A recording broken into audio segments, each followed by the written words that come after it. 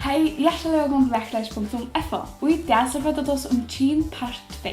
Først så tar vi om hva biologien og Bibelen sier hva kyn er. Kynen ligger i DNA-en. Vi tar oss om at det er bare 2 kyn. Og at det kynet som du var født ved er det kynet som du erst. God gjør det ikke mistak til han gav til ditt likam vid to kynet som du hever. Vi er ikke bare mennesker, men vi er menn og kvinner. Tjonabandet er mellom emiske kynene, og om det ikke er kynslige moner mellom mann og kvinne, så er det ikke tjonaband, sabbars Bibelen.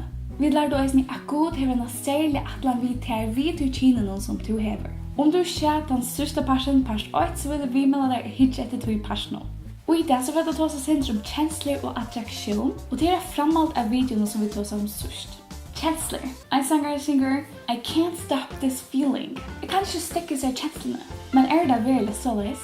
Har vi mennesker ikke å si hva vi tok så føle?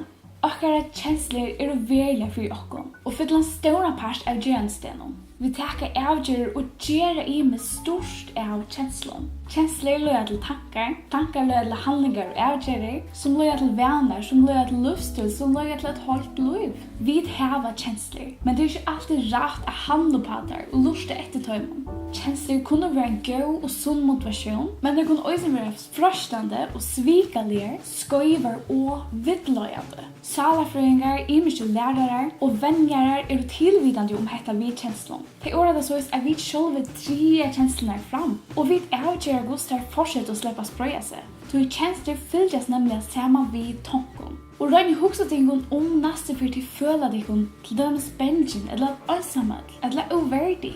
Hverje tankar færgjøkken dikker høtt har, og hukse ting om disse tankar er sanning. Vi kunne styre hverje tankar vi løyve okkon at hukse. Hette kommer i sørste ende at avvirka og avmarska okkara kjensleløyv. Jøkken dagen takker vi nekvar avgjører. Her vi velger ikke å fylge okkar kjenslene, eller hoe tog vi vita bedre. Lømmes kan jeg ho at etta bånd til morgenmat, men jeg velger ikke tog I void I får ilt I budget, og det er ikke godt for meg. Vi kunne ikke alltid handle på okkar ho kjensler og tankar, og I løtene. Vi må hoksa okkon bruka Hetta og bruka fornuft. Det er samme som God ber okkon gjøre I Bibelen, tog han ikke okkon til aller beste. Vi får du hittet hva Bibelen sier om okkar kjensler, tankar og avgjører. Hjärsta I Bibelen det vi det kallar tankar, kjensler og avgjører. The Bible Project har gjort en part om Hetta evninum på YouTube, og ligger inn under videoen så du kan hittet to I 17. Og I Bibelen så leser vi om sjuk, bråten og syndig gjørstå, som takker skøyver avgjører, omvist og frusk gjørstå, røyn gjørstå som takker rettar avgjører. Hva sier Bibelen om kjensler, tankar og avgjører, eller hjärsta? Først så får vi hittet hva Bibelen sier om sjuk og syndig gjørstå. Hittar vi at om sjuko og syndige gjørsnån, så switchar vi at sammars Bibelen så har de synda I mode gode. De har en opprørsar ho mode gode. Vi leser at opprunalige hever kvørst menneska og et sjukt og syndet hjärsta, som hever ho til synd, strøy og opprørsar mode gode. Ødel hava synda og ta må fatta stort gods. Ta I vid mennesker ræka god, så får vi at tro etter tog naturlige, og ikke tog som vi av natur er skapt til av gode. Vi okkar ligger får vi at tro etter tog skøyva, syndene, tog naturlige. Og Bibelen sier at her mennesker handler etter, lusta etter tog skøyve kjenslene og skøyve tankene, så fører det til skøyver handlinger, skøyver avgjører, som kunne føre til en skøyve løvstød og en skøyvt liv. Vi leser så mange vers som heter I Bibelen. Vi leser nøkker her. Når I hjertet opphugsa til det som ønt er. Hinn godleg så det lyka ur mor fengeferna loi. Han gjør det I ønt vær, til hjertet er vær ikke vent til å søke Herren. Heser menn har givet avgående sånne rom og I hjertet, og det som færtar av fatla gjør det I ilter, har tar sett for ei og syne. Det det ikke løye at menneskene finner på så mye løye som ikke samsvar ved årgods. God skapte menneskene så som de åtte å være, men de finner på så mye løye, sier pratikeren. Og ikke bare løye, men løye som ikke skriver på det selv, kjenslige, likamlige, salerlige og andalige. Fallna menneska, det syndige menneska, opphugser alt dette løgna ønda og gjør det blås I hjertan og leter det blinda seg. de vera trealer at syndene. Og her træt så rosa de, ta så godt om og opplita syndene, og ta ringa, ta onaturliga. Til mittlana tog vi sucha eulena, drikkeskap, blå om sex, skrugongur for LGBT, og alt møvlet anna som lovprysar syndene og til ønda. De tala lign kvar vi nasta suin vi falskun varun vi tvey sinton hjärsta tala de. Hine godlösa svøymarlun om ta i skatten vi sett högt med menneskebødnene.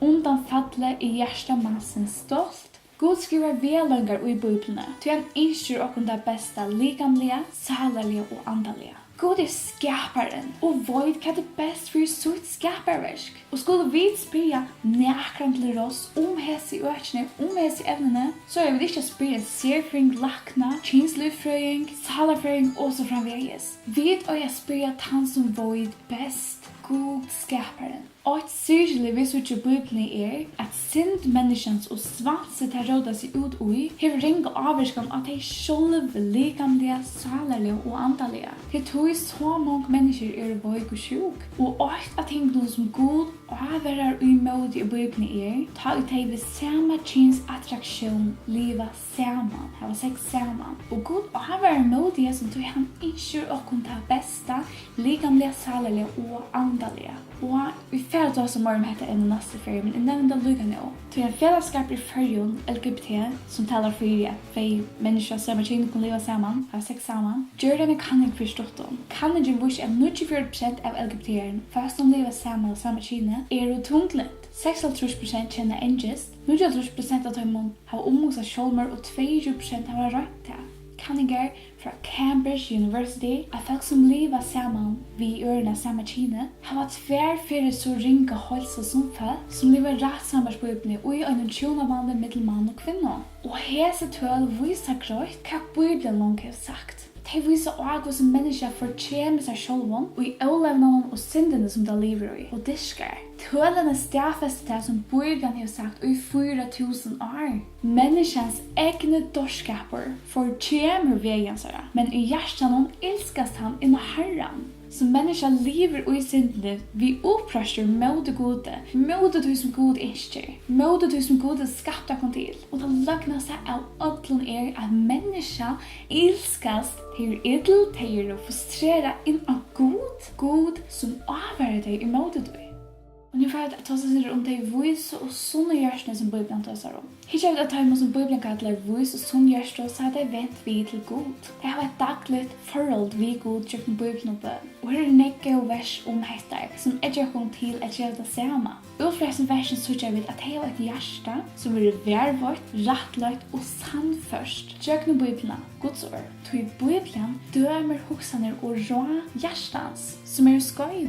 Kall sier at de kunne ha skøyver kjensler tankar, men de ikke bunden av følge dem. De ikke trealer av dem. De kunne stekka av og hoksa. Kan etter om dere tankar, om dere kjensler som samarbeidsbøyblene. Til årgods livande og hever kraft, og kvasser nekka tvey det svør. Derfor gjør noen at det kløyver sjal anda, lir og merk og dømer hoksaner og rå hjertans. Så vi mennesker, vi som tryggvande, kunne leve ujevnt holde som hever ho til synd, utan å fullføre syndene. Vi kunne ha skøyver kjensler og skøyver tankar, men vi nøyast ikke å fylgja dem. Da god bor i okkar hjärsta, så kunne vi berges vid kraft gods og vinna og ta imot skøyver tankene. Tog vi vita beter. Hetta mestir ikke at alle okkar skøyver kjensler og tankar for fullkomlige borster, men det mestir at disse skøyver kjensler og skøyver tankar ikke har nekka valda okkom. Til om vi så liv vi hold noe, berges vi til ikke etter hold noe. Våpnene vi berges vi ikke hold noe, men full av kraft for gode. Til å bråda nyer herverker, har vi bråda nyer hoksane bygninger,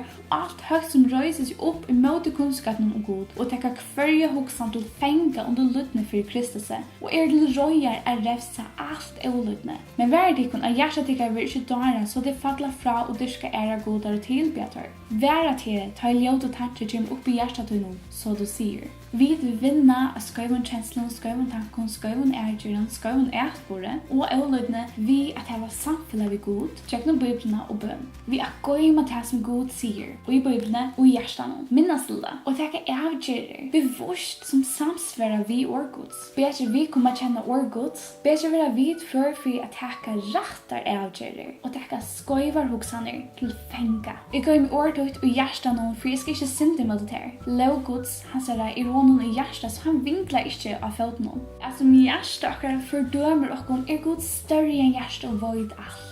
Ta og vi lesa Bibelna. Ta vi kommer kjenne orgods, så for god at jeg okkom nudjar, sunnar og gavar troan i hjertet. Ting som vi ikke tro etter. Lad meg kommer kjenne god bedre. Lad meg tjene honom bedre. Gled til hjertet noen, så gjør han til og hjertet ditt tror etter. Til som skatter dikkar vil hjertet dikkar vi. Kanskje du sitter og husker, jeg har vi synd ut hjerte. Jeg har vi et hjerte som tror etter til unaturlig, til som skapt for gode. Og vi kommer så at vi kommer kjenne orgods bedre og bedre. Og du er ganske innstyr å få et sånt hjärsta. Och du kan så också, hvordan kan det det? Bibeln är också svär på det, och den svär på allt. Vi lär oss om att alla människor upprunaligt har synd och hjärsta, som är hot till strö upprörsning mot gode. Det är onaturliga. Hvordan är vi så krött? Hvordan kommer vi så få det friska hjärsta? Jo, det kommer vi att känna orgods. Och ifall jag läser 8 vers för det så kunde hjälpa dig kunna skilja det. Men 8 är att vi ger oss iver till god. Lyd herran av alla hjärsta dunnen, men lyd inte av vidtukt. Vi är inte viser i egnon egen, men öktas herrans och vik fra ytlon.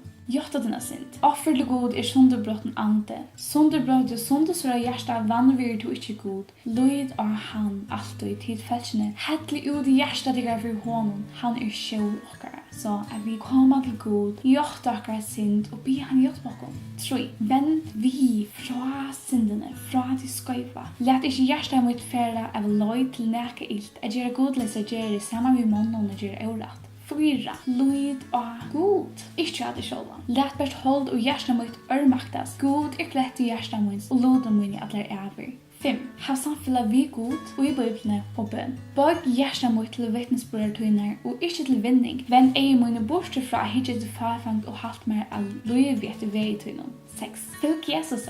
Lær meg ved tøyn herre. Jeg vil leve i sannlega tøynen. Gjør meg helt hjärsta til at øktas navntøyt. Så vi kommer kjenne god bedre, lese hans ord, lese bøyblene og ikke at fylgja tøy som god sier, og i sånt alt herst. 6. Røys til opp. Tui, tjej fyrir fellin rattvise, og kjemur atra av føtter, men godlis vil rent kolta i mannlukan kjemur. For at hava løfti gods, at jotta ved sin drakkar han trofast og rattviser. Som tryggvande, vi kunne alltid røysa kon oppatter, tui god trofaster, og i sånt vid ikkje Så røys til opp. Tui herren ikkje til hjelpa til 8. Vær hjertatøyt. Vær hjertatøyt fram alt i vær verur, tui ur tui gongu luivi ut. Og vi vær at vi at lesa Guds ord, vi at ha samfunnet god og i bøyblene og bøn. Så kvært. Ja, vi kunne hava skøyva kjensler, skøyva tankar. Men Jesus Herren i okkara livet, så vi ikke trealer under det som skøyva troanen. Vi kunne vinna tøymon. Vi vet ikke at henne eurotvise skulle ikke arva rujje gods. Vittlest ikke først sigeløsninger av gode dyrkere, eller hårkatler, først de som leter seg bruka til synd i måten naturen, eller de som gjør seg synd, først tjauar havesjuk, eller drikkjemenn, først bektaler eller rånsmenn skulle arva rujje gods, sluik våro som i av tikkun. Men tid har letet tikkun tvoa. Tider våren halga, tider våren rattvistgjørd, vi navn i Herrens Jesus her, og vi anda gods okkara. Så vi leser om mennesker som hødde seg skøyv og troaner og levde etter tøymon. Men Jesus sier, hette underfodla, sluk våro som jeg tikkun. Ta vi da tidsi med Jesus som okkar frelsere, som okkar herra, så vi vår røyn fyrirgiven. Og vi da finner et nytt liv. Her at har vi finner kraft til att vinna och ta hem sköv troanon. Till sig vi är inte trälar att syndene longer. Och i gode kun vi vinna av syndene, vinna av dem sköv troanon. Vi har imes och vi tryggvande strujas vi. Vi strujas vi att hålla kon roin fra imes kontinkon. För tryggvande hur finns ju också strujas vi och det är imes fra person till person. Och det går är nämligen att det är strui. Det är strui till vi är inte longer trälar att syndene. Og for at ikke gjem ståran av en høv åpenbæringen med given torner i holdet. Angel satans for at han skal slå med så gjem ikke ståran. At han skulle vujja framar bæ i herran trudja ferier. Men han sier vi med nøy tuin mer no mykje. Til kraft mun vir fullkommen i vojklaga. Til rås mer helst av vojklaga munnen. For at kraft Kristus her kan kvile av mer. Og tog har vi gått med i vojklaga, i ringar vi fer, i nei og i atsøkt, og i endjes for Kristus skuld. Tog ta i i vojkur i sterskor. Ta vi strujas vi vi lat ei mykje okkom. Så leis vi suttje vi tørva god kvann tan einasta dag. Vi tar bruk for at høyra at han sier i Bibelen. Vi tar bruk for å være amit. Vi tar bruk for å være samført og rettløy. Vi lest i Bibelen. Vi høyra hva han sier i Bibelen. Og FYLG at vi etter. Og i hese suttje vi hvor så sterk og god tar vi kjenne okkom voikast. Hitt gåa sånne hjärsta ikke stolt og sier jeg kan og veit alt sjolv. Ta gåa og sånne hjärsta bodger seg for gode. Ta innskjer å komme kjenne Guds, få kraft ur året Guds och fylja tog efter. Och isne ta det kostar så omätande och så torspörst. Känslor fyljas öslig ofta vid attraktion. Det är tilltalande. Och det kan vara imenstr okkom som kan vara tillräckande eller attraktivt som sin som vi då är alla fra. Sam Albury som jag skriva Is God anti-gay säger I am far more than what I feel. Jag mera än mina känslor. Jag mera med känsloliv. Och han säger ösna You don't have to live out your internal attraction. Du nöjs inte att leva så som du innan som huses attraktioner eller du nöjs att leva så i laboratorial att hus som du är tillräckligt till innan huses. Och det just sätter om samtynd, attraktion och annat som vi får ta oss om nästa för en god vil. Du tar för att svära en spårning fra tekkon hijern. Jeg fikk en spurning sendende hva sier Bibelen om samkjent og det rett av å være samkjenter. Så jeg gleder meg nekkelt da og jeg vil at Herren kan virke ut jeg kan ta og at de kan søke samlingene og i Bibelen. Og jeg sier takk for det og vi søkes og ja, bye!